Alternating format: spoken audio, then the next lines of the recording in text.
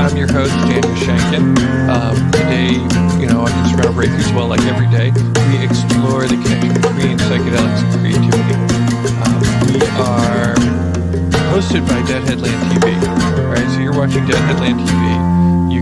It is the happiest place on earth. We have programming. Dead Headland has programming all day long, both interviews like this and lots and lots of live music. You can look for Dead Headland on Facebook, Instagram, Twitter, Twitch, Periscope, and more. My name is Daniel Shankin, and I'm your host. I'm also the program director of Tam Integration. Tam Integration offers psychedelic integration and preparation coaching as well as educational events all over the world. I'd also like to give a shout out to Stephen at Livestream, who's helping us with our tech. And I'm really super thrilled to introduce our guest today. He doesn't need any introduction. If you're watching Dead Headland, you already know who this guy is. But Dennis McNally received his Ph.D. in American history from the University of Massachusetts in Amherst in 1977 for a biography of Jack Kerouac, published by Random House, under the title Desolate Angel, Jack Kerouac, The Beat Generation and America. He became the Grateful Dead's authorized biographer in 1980 and the band's publicist in 1984. In 2002, he published A Long Strange Trip Inside the History of the Grateful Dead with Broadway Books. His newest book, On Highway 61, Music, Race, and the Evolution of Cultural Freedom, recently won the Virgil Thompson Deems Taylor Award from ASCAP. It's great to have you here, Dennis. Welcome. Thank you kindly. Nice to be here. So, as I told you, that this show, we explore the intersection between psychedelics and creativity. And the subtitle is Psychedelic Origin Stories of Your Favorite Rock and Roll Superheroes. And so today, that rock and roll superhero is you. And I am just... Must have left my cape somewhere. Either. Right. Not all heroes wear capes. Well, at any rate. At any rate, I was wondering if maybe you would share with us, one of the things we like to start off with is something akin to an origin story. Some sort of perhaps psychedelic, maybe psychedelic and creative experience that you sort of feel like left an impression or sort of pointed you on the road that you're walking today. Well, it's it's so obvious that it's almost embarrassing. But I have to give it a little background. I'll try to be succinct. I got to UMass in the fall of 1971, and in a Ph.D. program in history. And I wanted, I fairly quickly discovered that graduate school kind of resembled the training line at McDonald's, which is to say, you were being trained. I had very naive ideas of sitting around and learning and thinking and, higher thought. I don't know what I was thinking. It's a long time ago. That I was simply being, trained in certain techniques. And fairly quickly made what turned out to be a pretty accurate decision, which was that I wanted to pick a doctoral dissertation topic in advance. Ordinarily, you get trained, which is to say you get stuffed full of information for 4 years, 5 years. You pass an exam, and then they tell you what you're going to write your dissertation on, which remarkably enough turns out to be a chapter in your dissertation director's next book. That's sort of been, that was the guild, the apprenticeship model. So I decided to beat the system or challenge the system. And instead of just being stuffed with information, I would pick a subject in advance. And one night about 3 a.m, this buddy of mine who was the only person I knew in the building who smoked pot, I was talking about doing something on the beats maybe. And he said, you should do a book about Kerouac. His papers are at Columbia and you can stay with my friends in the Bronx. Well, when you're a broke graduate student, and that's kind of redundant, I don't know of any rich ones, the idea of having a place to stay in New York for research purposes is quite a gift, quite a generous gift. But this guy, whose name was Chris, and who the late Chris, I've just gone blank on his last name. He had other gifts for me. He was a deadhead. And while we were having these conversations, we were sitting in his room listening to the Grateful Dead. This was the guy who, I mean, I had listened to the Grateful Dead a little, but this is the guy who then, when the Grateful Dead came to Springfield, Massachusetts in the fall of '72, he's the guy who took me there. And when we arrived, he said to me, "Open your mouth," and threw a little psychedelics in. It was my first acid trip. So my first acid trip was with the Grateful Dead. Will this have any influence on me? And it obviously it did, but the point being that it was the whole package, because he had started me on Kerouac. I had gotten a good start on it that summer of '72. We had our conversation in like January. And after working on it for a year or two, I realized that what I wanted to do was 2 books, that there were all these connections between Kerouac and the Beats and the Grateful Dead. And then what I wanted to do was a 2-volume history of whatever you call it, the counterculture for, at the time, it seemed that way, after World War II. And volume 1 would be Kerouac in the 40s and 50s, and volume 2 would be the Grateful Dead in the 60s and 70s. And because I'm incredibly slow, people got the 80s and 90s for free.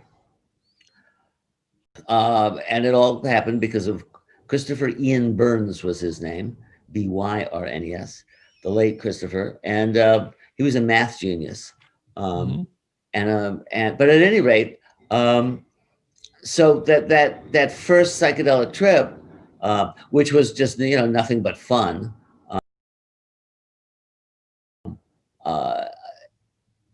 was it opened up the pathway to my adult life, at least in terms of scholarship and just what's been important to me ever since. Right on. Do you remember? So, is there anything that stands out about that show in '72? One of the things that stands out, which is amusing to tell deadheads whose idea of the Grateful Dead is that they only played stadiums and that every ticket was sold out and blah blah blah, was that this was a relatively small venue. The Springfield Civic Center was maybe 7,000 or 8,000, so it was about half the size of a NBA arena, and it wasn't remotely sold out. It was maybe 2/3 sold, which allowed me to go find seats, a seat. I only needed one, right next to the stage, such that I could look down on the stage and relax. Because I did discover that, at least that time, it wasn't a regular thing, but at that time, LSD rather took my leg. I mean, it made me really want to sit down.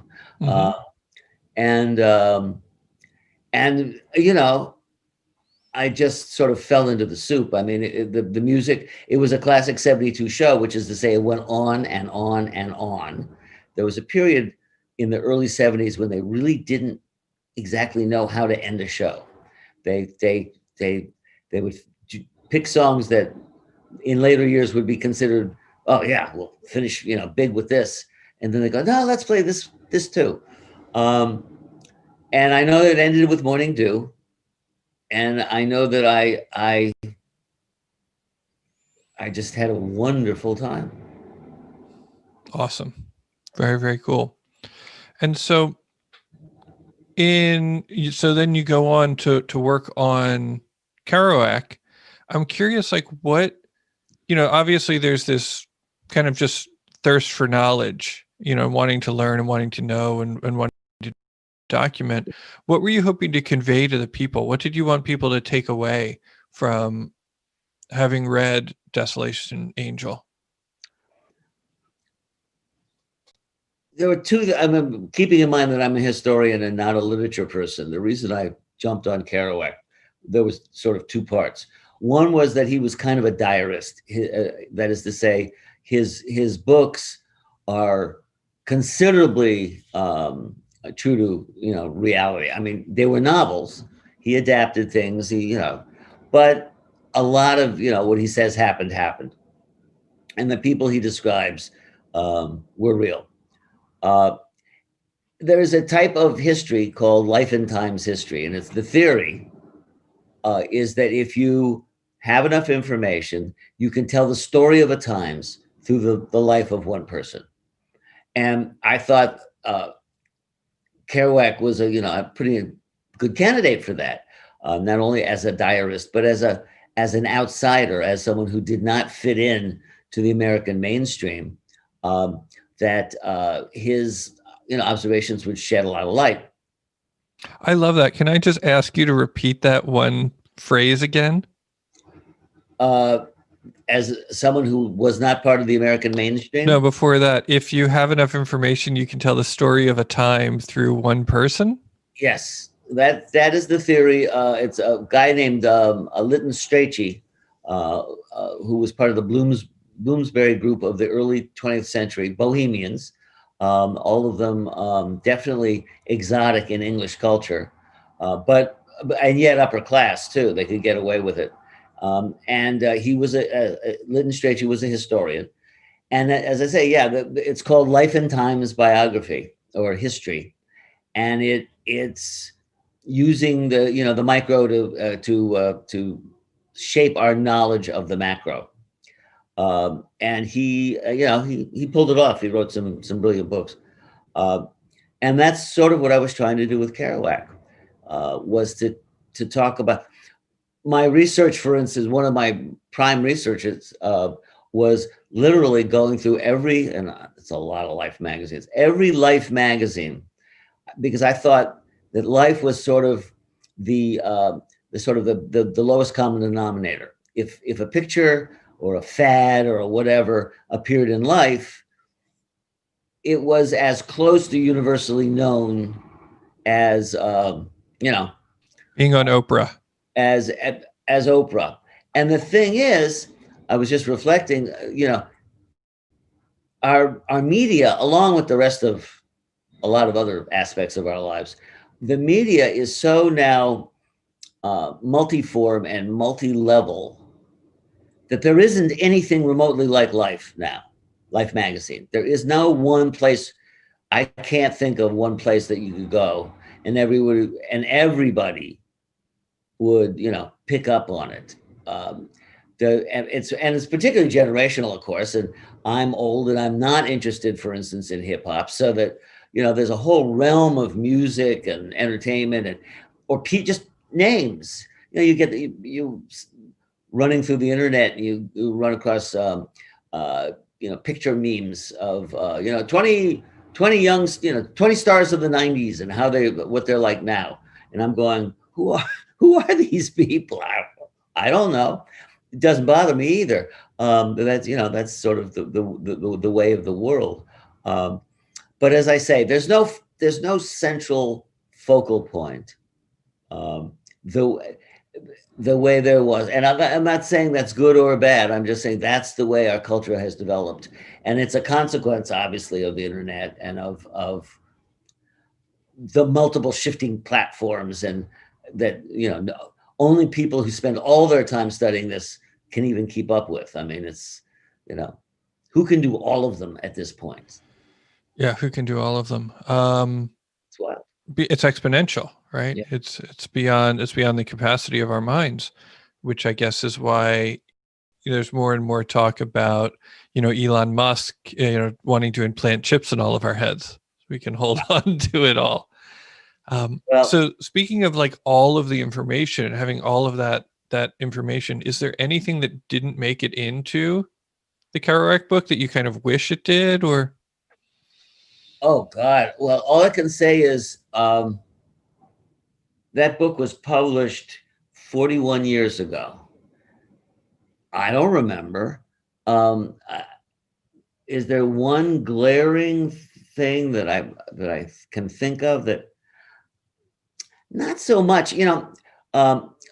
there have been people who have come to me, other scholars or people researching side, issues about Kerouac or the beats of the whatever. Can you tell me blah, blah, blah? And I'm going, to be honest, no. I wrote the book. I did. I didn't read it for like 30 years because I moved into the Grateful Dead world, and then into the world that resulted in on Highway 61. So most, like, in an academic thing, you write a dissertation, you keep up with the literature about it for the rest of your life because you're going to teach it. It's you need to know. And there have been like 10 biographies of Kerouac, and I haven't read any of them. It's like enough already. So the answer is, I don't think so. When I sold the book, my editor wanted me. I had thought, and still do, that to understand Kerouac, you really needed to get a very good idea of his childhood, because he never got out of his childhood, really. I mean, he stayed in a painful and ultimately debilitating relationship with his mother for the rest of his life. I mean, she outlived him. So but my editor was saying, no, nobody cares about childhoods. You got to cut that down. So I cut it a lot. But on the other hand, I don't think I had to cut out that much information. I mostly cut out my eloquence. One of the things that I have learned by the fourth book is the fundamental lesson of writing is less is more. The better the more succinctly you can say it, the better it is, and so that and it's it's okay to cut those words. Joel Selvin, who's a local rock critic, constantly cites what he calls the Tom Waits rule, which is when you've written a song and you look at a line, you go, boy, I love that line. That's the perfect line. That's the one that has to be cut. Wait, now why is that? It's sort of a Buddhist thing, because you become attached to it, and you might want to. It's like erasing the Rauschenberg. It's something along those lines. The point is that you don't.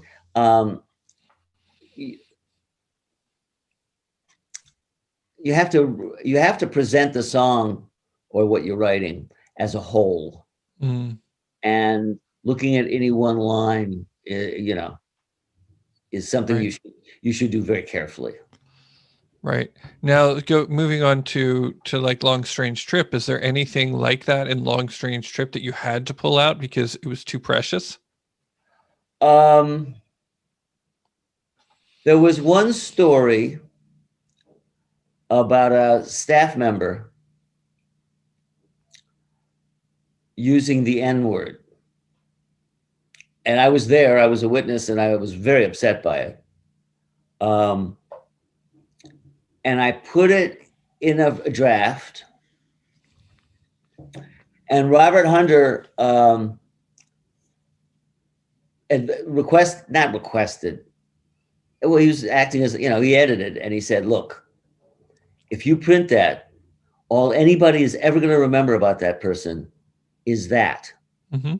And it's not representative of normal behavior. And I would really suggest that you cut it. And I decided he was right. Right. And then, also like you're saying, the book kind of becomes about that too. And, and that was definitely not, a feature of Grateful Dead life. God knows the audience of the Grateful Dead was, is, extremely homogenous racially, but that's not because the Grateful Dead wanted it that way. That's the way it worked out. Right. In particular, people have asked me that, and I think in particular because just at the time the Grateful Dead were starting to grow by the late 60s and into the 70s, most African American youth consciously wanted their own music and stopped listening to stuff like the Grateful Dead. So, which was, clearly their call. Right. Yeah. I mean, that's very interesting, especially when sort of the Black Lives Matter stuff started a couple of months ago. There was a flurry of activity on this page on Deadhead Land. And, people sort of looked around and noticed, hey, wait, there's not a lot that we're very homogenous. We're all our Black friends. I was aware of 3 Black Deadheads, and I knew them all, at least in the Bay Area, that regularly attended shows, and I knew them all pretty well. Yeah. And it was embarrassing, the limitedness of it. But it was not, clearly it was not because anybody was, keeping anybody out. Right. Yeah. And especially interesting being how influenced they all were by, by blues and jazz and things like that. The story of Jerry and his, how enamored he was with like Ornette Coleman, for example. Well, in particular, if John Coltrane had not lived, the Grateful Dead would never have existed. Right. I mean, it was John Coltrane's influence on Phil and Jerry that made improvisational band, part of a essentially African-American tradition that's been going on now for 120 years. Right. And that, yes, and that's the great irony. But yeah, I sort of always thought that, the John Coltrane Church in the city, could have had a Grateful Dead night. Absolutely. Yeah, some sort of high, like the days between might have been nice at the John Coltrane Church or something like that. I would have liked to have seen that. The best, I always thought afterward that in all the years that I saw the Grateful Dead and all the shows, of all the guests that ever played with the Grateful Dead, by far the most brilliant, the most instantly simpatico, and the most beloved by both audience and the band was Branford Marsalis, right. who will tell you that he is an heir to John Coltrane. No one can play jazz saxophone and not be. I mean, yeah. Although interestingly enough, the person that I always wish that I had seen with them was Olatunji. I don't know that he ever actually sat in. I'm not sure. Well, he opened. Oh yeah. Oh sure. Absolutely.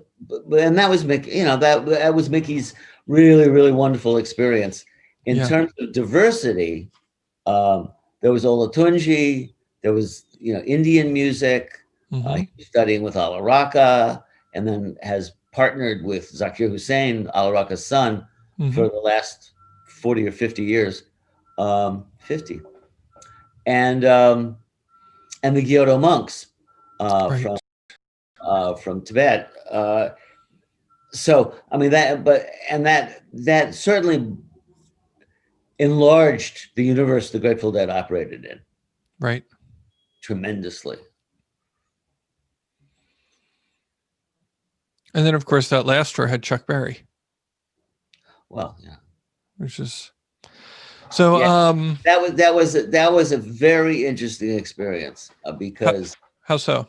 Well, there were 2 nights, and not 2 nights. I forget what time we played. I remember Chuck was on during the day, there was an enormous amount of excitement somehow, about icons and things, and Chuck, the audience. I mean, it was an giant outdoor show. There must have been at least 50,000 people there. Portland International Speedway. Yep. And and Chuck came out, and not to be mean, but he was terrible. I mean, really terrible. I remember. It wasn't just that, that he'd lost a step, and, I mean, it wasn't good. The next, I got to tell you, I'm glad you said that, because looking back in my memory, I sort of felt like either I was high or I didn't get it. no, you missed nothing. So that it was dramatically noticeable that there were about half as many people for his set on the second day as there were on the first day. So you see, it wasn't just your reaction. The funny story of that day, if you've got time for that, is that Chuck was famous for demanding cash, and his agent had told the promoter that a certified company check would be acceptable, and Chuck refused the check. And so the promoter had to put in a, dramatic radio call to the guy in charge of merchandise and tell him, I need $50,000 in cash now, $25,000 a day. And as you would expect from a merchandising guy, it came in 10s, 20s, and Chuck starts counting it. He's supposed to be going on, and he's counting his money. Well, Chuck's not young, and it's $50,000 is a lot. That's a lot of $10 bills.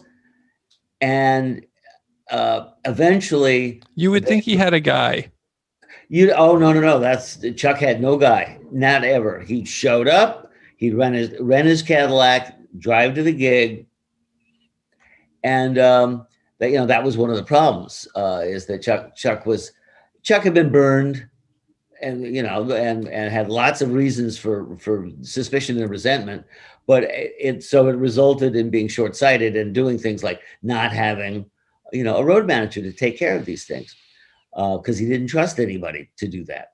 And so what they ended up doing was locking up all the because there was no way he could finish counting. They locked up all the money in his Cadillac, which was parked right behind the stage.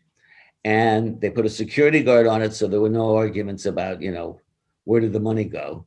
And he went out and he did a set. So, but I got to see the all the Chuck Berry tropes were still going in 1995. Right. Who else was fun? Who played with the Dead? Who else was kind of quirky, goofy, or enjoyable? I really liked Sting. Okay. He had a hell of a band. It was a great album, 10 Sumner's Tales. Mm-hmm. So he's mostly playing from that, and the musicians in it were, really first rate. Ornette Coleman. The most fun I ever had with an opening act, that is to say, watching it, was the New Year's 1981, I want to say. Oh wow, cool. With the Tower Power Horns. Oh yeah. And the band loved her music, and it was a really, really good set. And there was this great moment where she was doing normal R&B things, and at one point she came over and she put her elbow on Jerry's shoulder, and there were deadheads going, oh my God, she touched it. It was like they were sort of offended that she was being too casual or something. And those are the moments that you live for. Exactly. To see that sort of intimacy between artists. And he loved it. And as a matter of fact, a couple of days later, I said to him, you look like, you could have spent your whole life being her sideman. She said, in a minute, Mm-hmm. It was like, his ego, he had an ego, but it was about making harmonious, well, sometimes dissonant, but it was making music as a phenomenon, not starring and not, being the hotshot lead guitarist. Yeah, I mean, I can't imagine picturing Jerry throwing his weight around in front of Etta James. Oh no! Oh no! That doesn't make any sense at all. Well, and there's and then the ultimate example of that was Grateful Dead opening. Pardon me, Miles Davis opening for the Grateful Dead. Mm. Which is a wonderful story. He had been advised by he was on a new label, Columbia, and Clive Davis had said to him, you should do some show. You need a new audience. Expand your audience. Go play at the Fillmores. This is 1970. Fillmore West. And he heard Steve Miller in Soundcheck and decided he was not impressed. He didn't like it. And Steve was the last act. He was opening for Steve. So Miles solved that one in Miles Davis fashion. He just didn't show up. And Bill had to put Steve out, and then Miles played. With the Grateful Dead, he in fact enjoyed them, liked them, had conversations with them. And of course, the band were all going, why is he opening for us? This is insane. It was the Bitches Brew band. It's a hell of a band. Yeah. But he stuck around and listened to them, and they enjoyed it. I saw a very lovely little art exhibit once. A gallery was showing prints of, it was back when, the Jerry Garcia prints first came out after he passed. And, they also did a run of Miles Davis prints. And so that was a really fun gallery to walk around in. I didn't have any money, but, I really, really got a kick out of seeing all that stuff. I only saw Miles once, and it was not long before he died. It was outdoors in the Mountain Winery in Saratoga, California. And he was fantastic.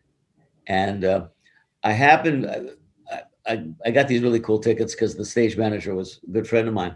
So Carlos Santana was sitting in front of me, and Belva Davis, who was the first Black woman in the media in the Bay Area, was telling stories about how Miles was just as rude to her as he was to everybody else. She's thinking, oh, come on, I'm a young Black woman. You got to, cut me some slack. No.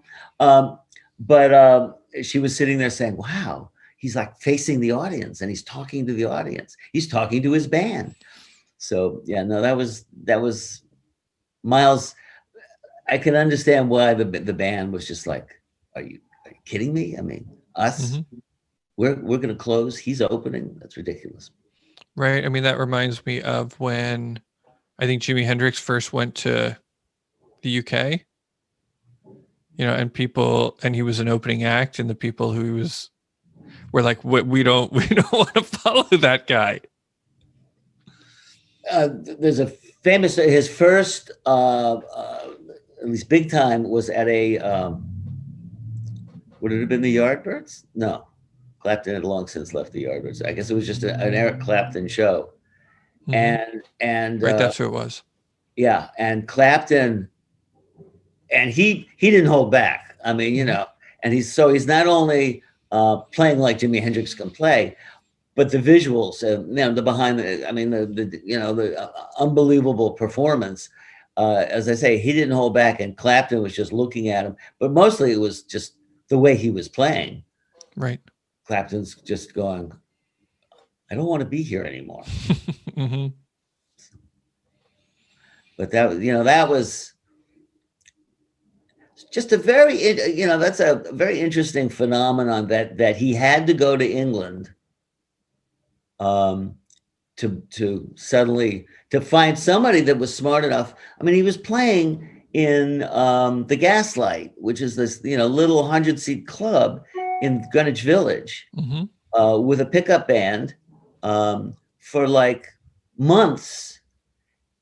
And then Chas Chandler of the Animals, who had been the keyboard player for the Animals and wanted to be a manager, spotted him and carted him off to England. And, 6 months later, he's Jimi Hendrix. Yeah. You're really, really fascinating.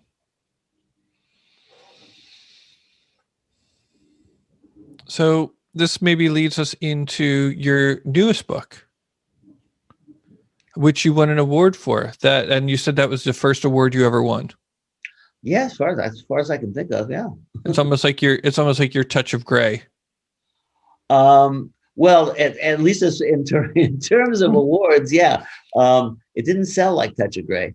But yeah, on highway, what happened was, as I said, right from the beginning, I wanted to do these two books, Kerouac and then the Grateful Dead. And when I got near the end of the Kerouac book and didn't know that I could do the Grateful Dead book, that was like basically a year between the time that it was published and the time Garcia invited me to be the band's biographer. But in the first reaction, I went into this very deep postpartum depression, and it was like, you spend 7 years, in this case, a pregnancy of 7 years, where you're deeply involved with this project, and then suddenly it's not there anymore. And I spent about 3 months, the only time in my life, as a matter of fact, thank you, that I was deeply depressed, seriously clinically depressed for about 3 months.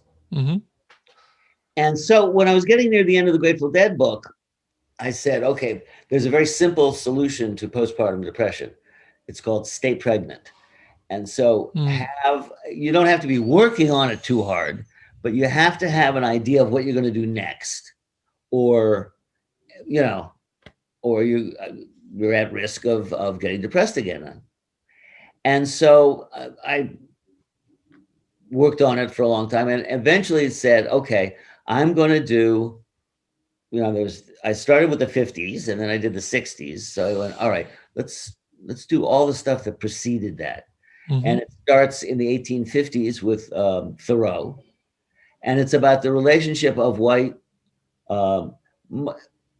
bohemian, largely you call it bohemian, although it became a very mass phenomenon too, but of white people, mostly young, and African-American culture, mostly music. In the case of Thoreau, by the way, he knew nothing about African-American music, but a significant chunk of his world consisted of opposition to slavery. Interesting. And he was a conductor on the Underground Railroad, and it was the whole leadership of American abolitionism in some ways took place at his family dinner table, because his mother and sisters were the heart of the Concord abolition movement, and that was important. So, and then there's Mark Twain and the Fisk Jubilee Singers and ragtime, and all these different music, and how they had this influence up through Kerouac, of course, was tremendously influenced by jazz. And although I don't go into it because I'd already done the book, The Grateful Dead, as I say, with Coltrane, and it ends with a fairly long appreciation of Dylan, and how the interesting thing is those old enough to have paid any attention to him in the early 60s, when he was kind of consciously a Woody Guthrie clone, or sprig, think of him as that this is folk music, as in white music. There was a guy whose name I've just gone blank on, at the turn of the century, 18s into 19s, who was a famous musicologist, and he separated, there was white music, which was what we think of as sort of mountain music, Appalachian mountain music, largely derived from the British Isles. And then there was black music, which was, to this guy, because he was an extreme racist, as was common at that time, to put it mildly. Some things don't change. Black music was popular, and to him, popular was bad, and had a lot of influences that he didn't really approve of.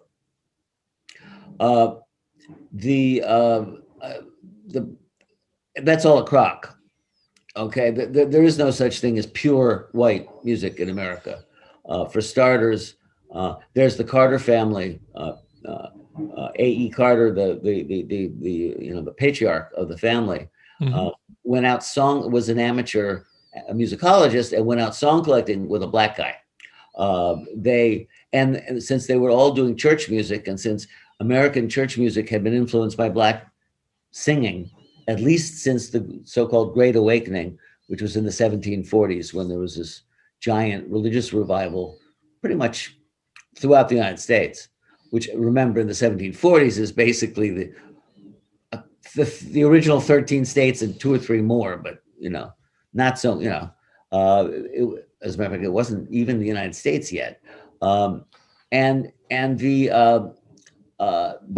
African Americans were allowed into those revivals, usually up in the balcony, and their singing influenced American church singing to this day.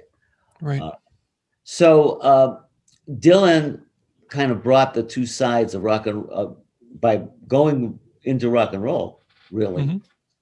he joined those two streams at the highest level, and so that's where it ends. Was that some of like it was Newport where he plugged his guitar in? Yep. Was that one of those moments where he was bridging the gap between those two things, or is that something else? Like, were there racial undertones to using the electric guitar? Yes, there were, particularly considering that the other people who were using the electric guitar at Newport at that time were the Chambers Brothers, who were singing gospel, but with an electric guitar as urban, well, not just urban, where a lot of black gospel is electric guitar. And his band at Newport, which consisted of half of the Butterfield Blues Band, so that he had Sam Lay, who was the drummer, and Jerome, I may be getting these names wrong, but I don't think so. Jerome Arnold was the bass player. Mhm. And there was as I said, there was a union of Black and American traditions in what he was doing. As a lyricist, he was being influenced, not only by blues, but also, of course, by the Beats and Allen Ginsberg, who was in particular close to him at that time. And he puts, it brings, as the album calls it, he brings it all back home. Right.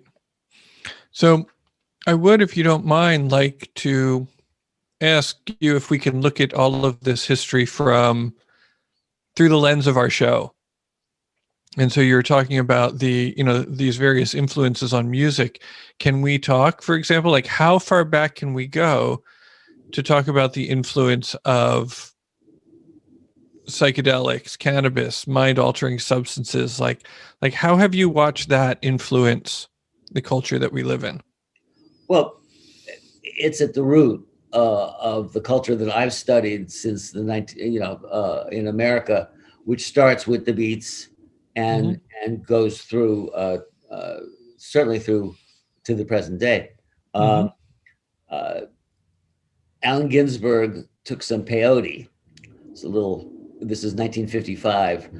It's a little early for LSD in America, unless you happen to know somebody in the CIA. And they were doing their own experiments. But even that didn't spread all that much until about 1960, when Kesey and Robert Hunter, for instance, sampled LSD. But was Hunter the first member of the Grateful Dead to do LSD? Yes. Fascinating. And, yeah, it makes sense.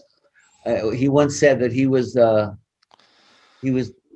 best able to articulate the hallucinations of that, which is why he became a lyricist. Perfect. But so Ginsberg took some peyote, and he was in this apartment on the side of Nob Hill here in San Francisco. And he looked out the window, and it was a really foggy, misty night, as San Francisco in the summertime in particular is known to have. And he looked down on a hotel called the Sir Francis Drake, which has a certain arrangement of windows up high, which is what he was looking down on. And he decided that they made him think of Moloch. Moloch is the soul-eating monster of early Hebrew lore. Isn't he the owl that lives at Bohemian Grove? Well, there's that too. And Moloch, so that is the seed of Howl, the poem Howl. Mm-hmm. He didn't write it until some months later, but the basic principle of what Howl is about, which is, I saw the best minds of my generation starving, hysterical, naked, that they were being eaten. Their brains, their spirit, their souls were being, that his generation was being eaten by this Moloch. And what is Moloch but, American technology and society and the war machine and military industrial state and all of that stuff. Mm-hmm.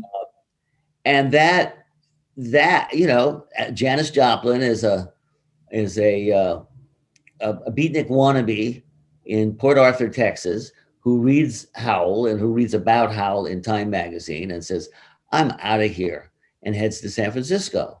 And Jerry Garcia, of course, had the advantage of, at the time, he was a young painting student at the San Francisco Art Institute, and his teacher was a guy named Wally Hedrick, who was very consciously part of the beat scene in San Francisco. And the students started asking Wally, well, what is this beat thing? And Wally said, you guys are beats, and sends them down to City Lights bookstore to get this new book then on the bestseller lists called On the Road. And,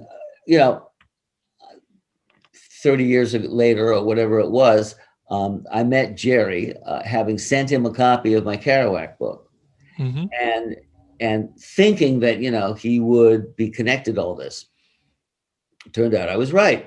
And he was, I think I did a decent job in Desolate Angel, but he was very excited about it in particular because Kerouac was really that important to him as a mentor that he followed really consciously to the rest of his life, in terms of that life was supposed to be about love in the spirit and creativity, and not about making money.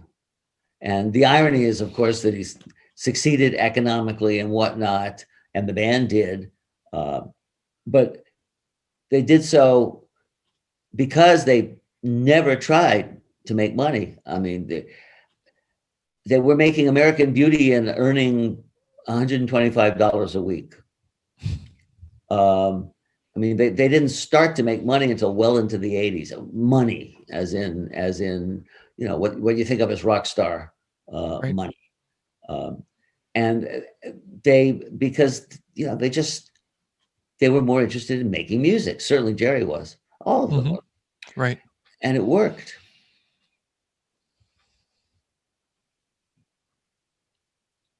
I got stuck. My mind got stuck on Janis Joplin. Well, she was a drinker and not a psychedelicist. Actually, I wanted to share with you one moment where psychedelics truly influenced me as a writer and as a historian. Oh, please. So I was working on the Kerouac book. It was 1974. And we all dropped some acid. And eventually we ended up in the living room with Jimi Hendrix just as loud as the speakers would go. And then I suddenly had this, wait a minute. And I rushed off to my room.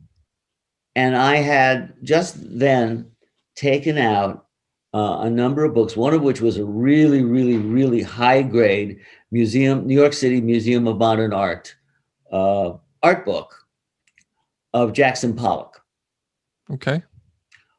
And I don't know if you've ever seen any of Jackson Pollock's, the drips and all that. Sure. And I saw the Ed Harris movie. But if you ever see that, see it on acid. Okay. Because if ever, there's the standard line about, my daughter could do better than that, blah, blah, blah. When you see it on LSD, you see it as a set of vibrating patterns and energy, which is what he actually said that and stuff. There is no doubt of his genius when you see it on psychedelics. It's right. astonishing. And the best single thing in the Kerouac book, for my money, was, and I've seen it picked up on by a couple of historians since, but I did a long passage about Charlie Parker, Kerouac, and Pollock, and how they were each doing the same thing in a different art form. And it was all about the changes engendered by World War II, about the energy level and the technological level, and literally the acceleration of life in particular New York City, where all three of them were. Mm-hmm. And that all came from LSD. And I still say that it's as a history, it's the most insightful thing I did in the whole book, because they are,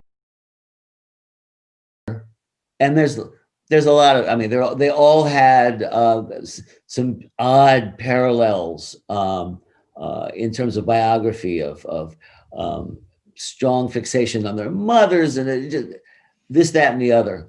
But they each ended up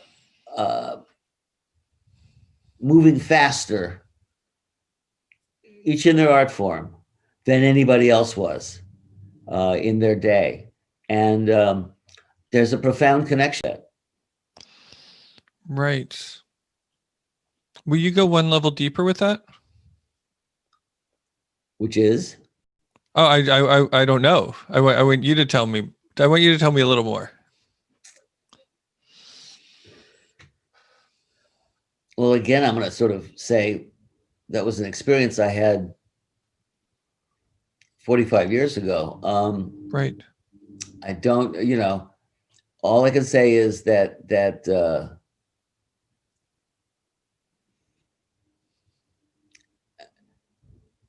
I'd always liked Pollock, and I couldn't say why. Right. But under the influence, I got what he was up to. Right. And he talked in journals, which I quoted in the book. He talked about energy, arrested in space. And if you go far enough, the one thing about psychedelics that I would argue that I think is pretty true as a generalization for most people is they come away from, if not the first trip, but from psychedelia, convinced that everything's connected, that the world is one, and that the differences are kind of superficial, and that we're which is basically Buddhistic.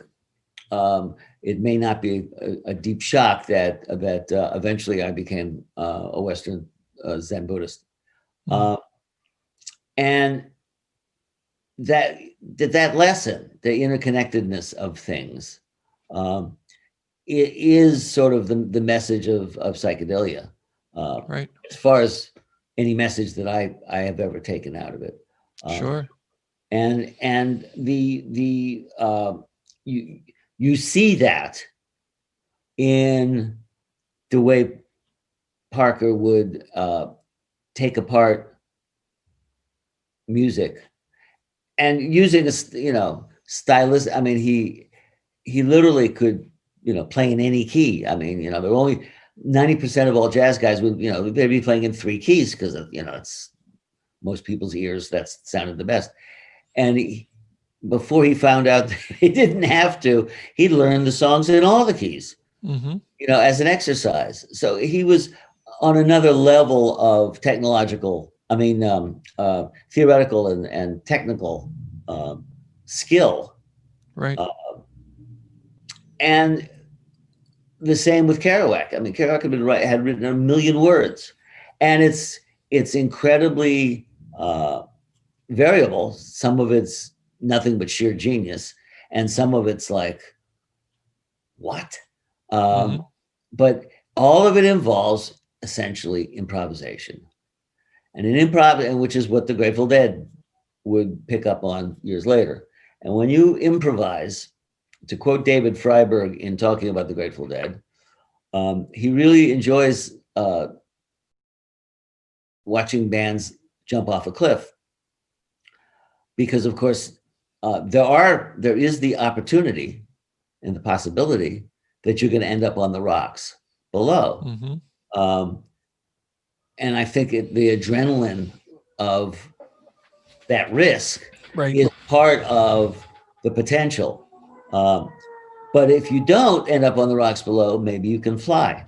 And in flying, you get to places that you couldn't otherwise reach. And that's the risk and the reward of improvisation.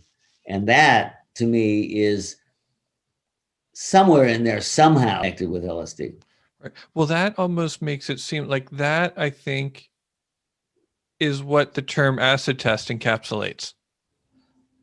You know, are you going, you know, it's sort of, you're reminding me of Robert Anton Wilson's words about Hassan Sabah, I believe, you know, that the hash eater assassin, you know, they would say he would throw his people off the turrets, and some of them fell to the rocks, but some of them flew. Some of them flew. The point with improvisation and is sort of inviting the mysteries of life to manifest, in which you're not telling them what to do. They hop up and have a mind of their own. And that is one of the things about the Grateful Dead that is genuinely unique. Now, they're not the only musicians that ever played while doing psychedelics, Jimi Hendrix being a prime example. They are the only musicians that I'm aware of that had the experience during the acid tests, where for 2 months, what they did was experience playing in a situation in which they were not the show. The show was everybody in the room and everything in the room and whatever was happening in the room. They were the soundtrack, and they were free to play or not play. And there was also another band, so-called, the pranksters, who were banging on things and making noises. It was not what you would call music in any conventional sense. Sure. But again, they had this experience in which they were not the show. Every other musician, is up on that stage, usually above the audience, and the audience, expresses their appreciation and they also appreciate it by express the appreciation by putting money in the artist's pocket. For the Grateful Dead, during those 2 weeks, and it kind of stuck. The audience wasn't the cattle with wallets that so often musicians tend to relate to the audience. Not so much the musicians, but the business side of it. But instead, they were partners. They were on the same level. And there was this quest going on that everybody shared in. And it's a very good way to look at what your so-called audience is about when you're performing music for them. Right. It seems like energy arrested in space. When you said that phrase, I can't help but think that, being at a Grateful Dead show on LSD, it's like that's utterly clear as well. The deep interconnected, the synesthesia of the connectedness, and the way it's so not palpable and visible. Very palpable and visible.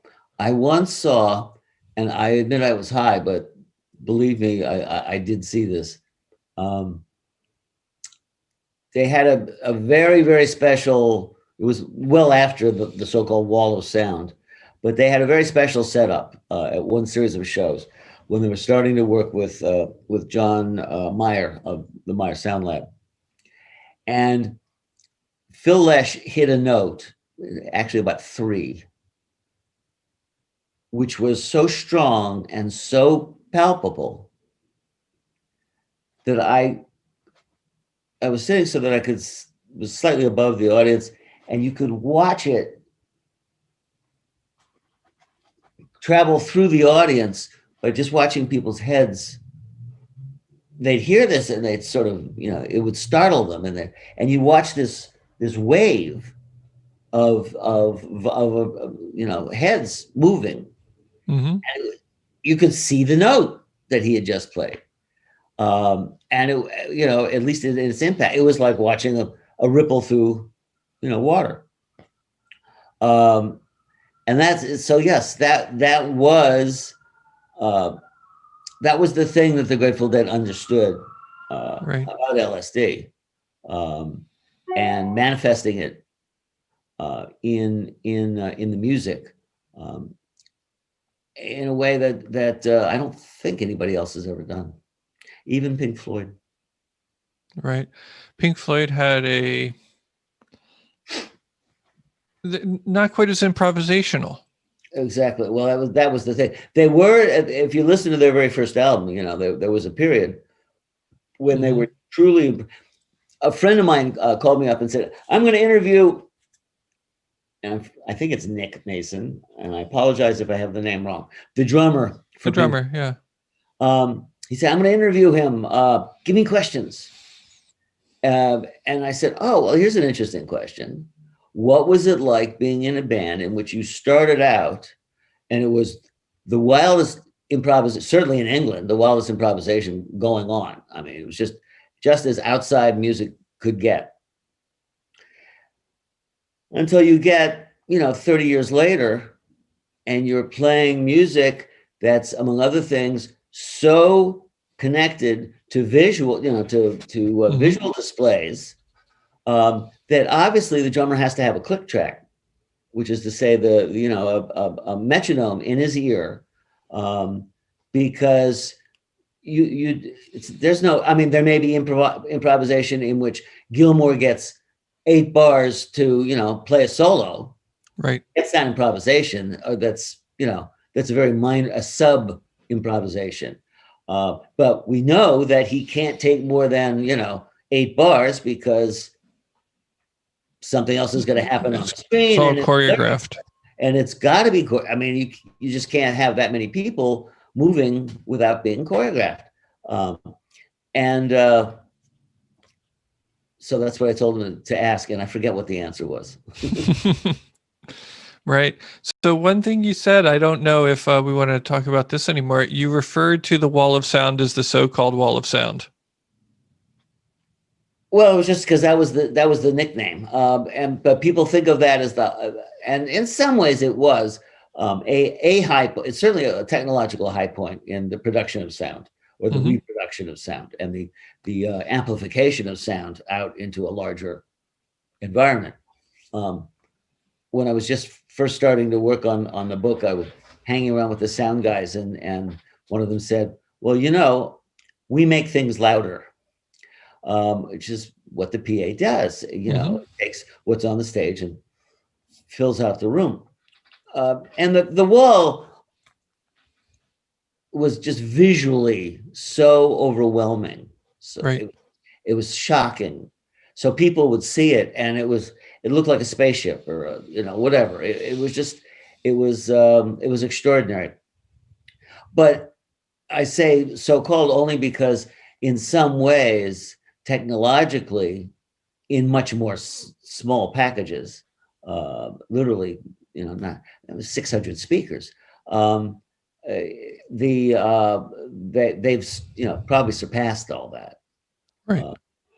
But the thing that made it extraordinary was, we've all seen Spinal Tap, and there's the guy with the amp that goes up to 11. Mm-hmm. Was the standard approach through most of rock and roll was, make it louder, turn it up. And the thing about the wall was it was such an overwhelming thing that in fact, and all those 600 speakers were set at 2. So there was no distortion. Right. It was stunning volume, but no distortion. Right. And it certainly could massage your internal organs, because those vibes, those bass notes coming out were like banging into you, and you could feel them. Right. And of course, which brings in another aspect of the psychedelic influence, in that it was all sort of paid for and directed with Owsley's money. Well, that's a bit of a misnomer. Yes. I mean, they were financed for 6 months, 8 months, Okay. in '66, in the early days.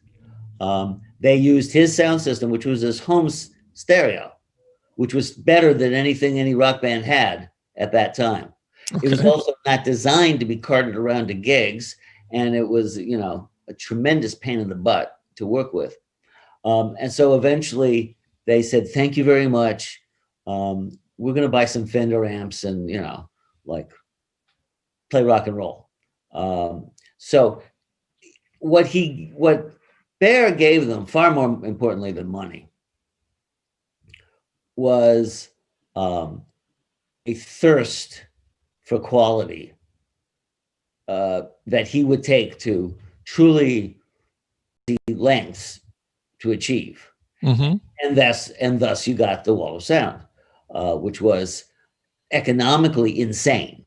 Okay, I mean, the band, even the Rolling Stones, didn't make enough money in the early '70s to pay for a sound system like that, especially since just as they started using it, of course, we had tremendous oil problems with importing oil, and gasoline prices tripled, and which is great when you've got 3 trucks running around, guzzling diesel.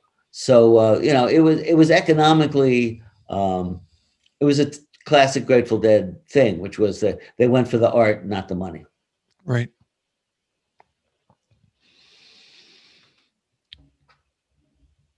Any other? Oh, so here, back to this. We have a question from the audience. Can you remember a time when the audience improved a show? We were talking about sort of how the band and the audience are in it together in a one big psychedelic soup.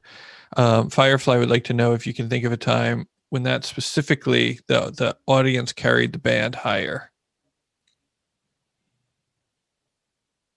Well, it was every night, really. Okay. I mean, there was the whole essence of the Grateful Dead and Jerry in particular, was that he needed an audience. It did not matter to him if it was, 50 people or, 100 people or 50,000. As a matter of fact, he did not like playing in stadiums. We played in stadiums because in the summers, by the middle '80s, if we didn't, every arena that we tried to play in would be overrun.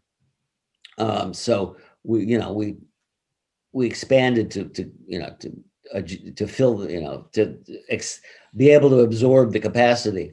Just filling up space.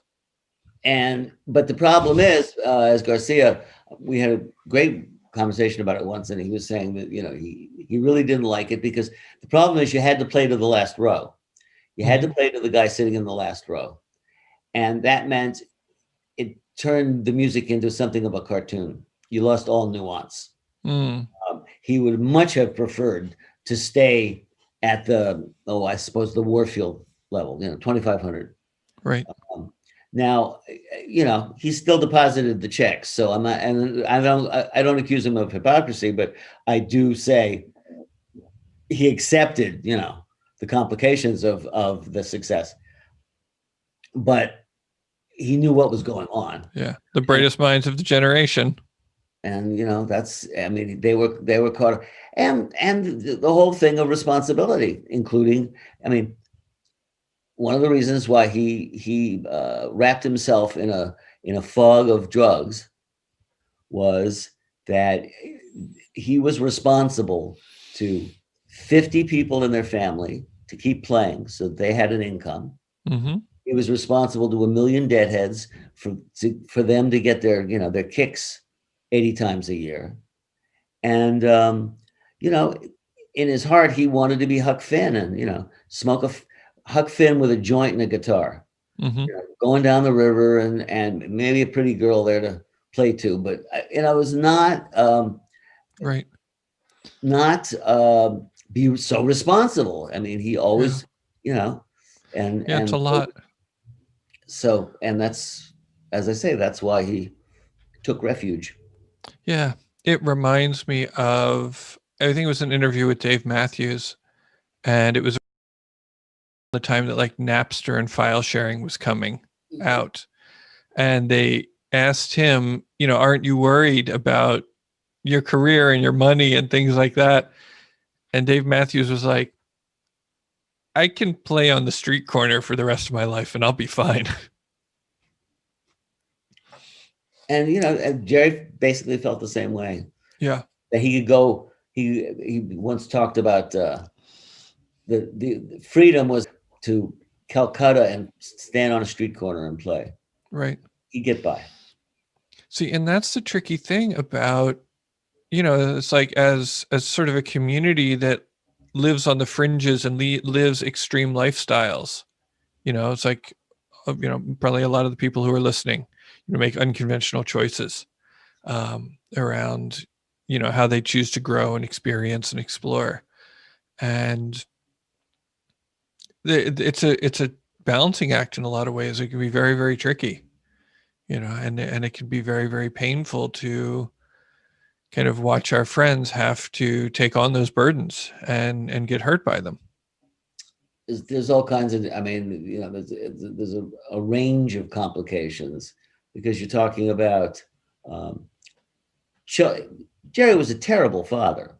Mm-hmm. As Annabelle said at his funeral, a wonderful man, whom she loved, but, very,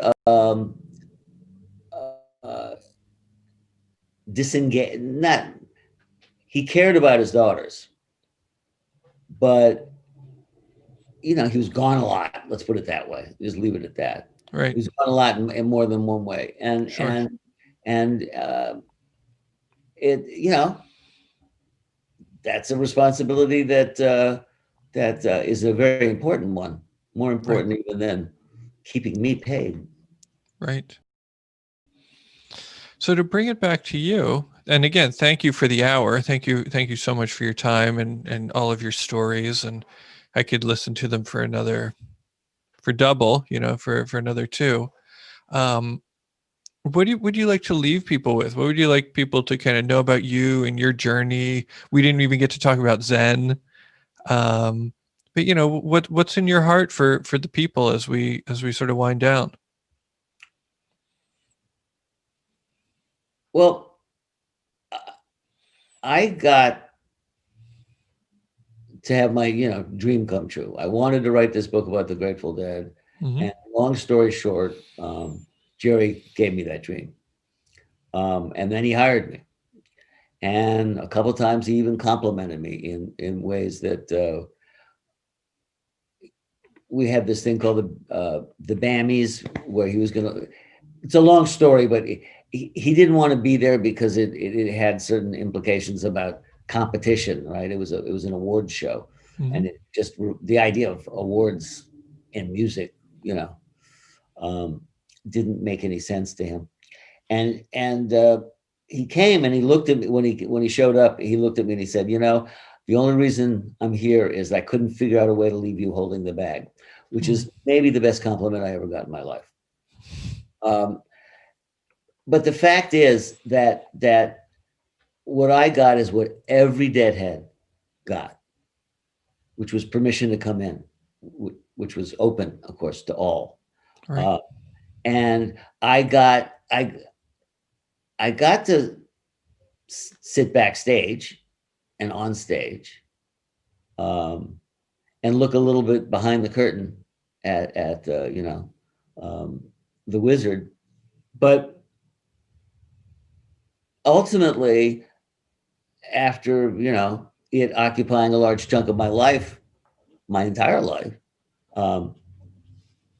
I didn't get anything more than what every deadhead gets, which is this opportunity to take part in this improvised dance Right. that included the band and them and everybody, as I'm fond of saying, including the guy listening to the Red Sox game, selling hot dogs in the back of the hall, who's not paying attention to the music at all, but he's part of the show.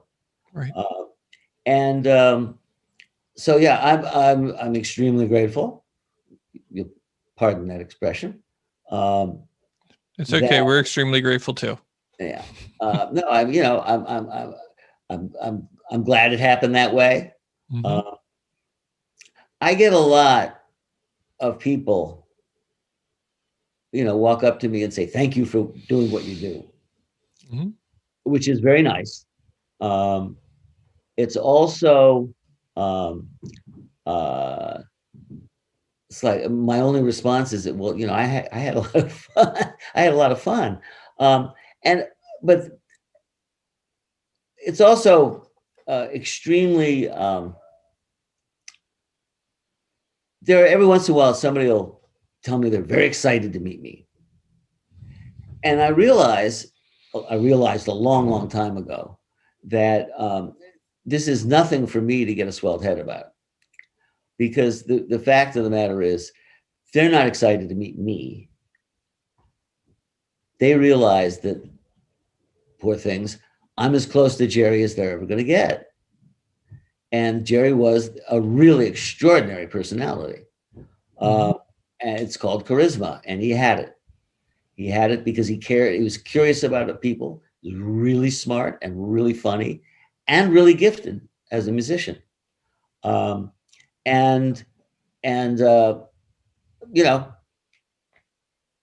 I'm glad to share that equally with everybody, with every deadhead, because we all got the same thing. Right. That's beautiful. Well, thank you so much.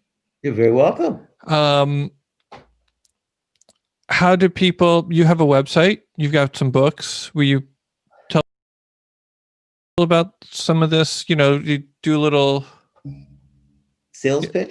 yeah, to just let people know how to find you and how to support you and that kind of stuff.